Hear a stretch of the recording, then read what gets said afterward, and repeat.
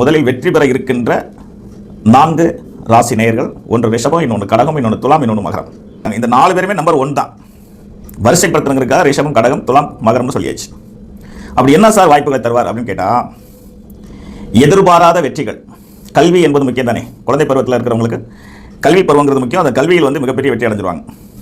கல்வியை முடிச்சுட்டு வேலை இல்லாமல் இருக்க சார் அப்படிங்கிறவங்களுக்கு வேலை கிடைச்சிடும். அது தனியார் வேலையும் இருக்கலாம், அரசு வேலையாகவும் இருக்கலாம், அயல்நாட்டு வேலையாகவும் இருக்கலாம்.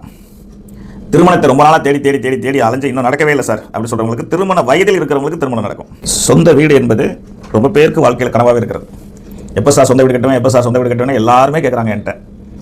அப்போ அந்த சொந்த வீடு என்பதற்கே ஒரு யோகம் வேணும். அந்த சொந்த வீடு யோகங்கிறது 100% 2026ஆம் ஆண்டு நடந்தே தீரும். அதன் பிறகு அரசியல் யோகம்னு ஒன்று இருக்குது. வருகின்ற சட்டமன்ற எலெக்ஷனில் இந்த ராசினியர்கள் யாராவது இருந்தீங்கன்னா நிச்சயமாக மிகப்பெரிய வெற்றி அடையலாம்.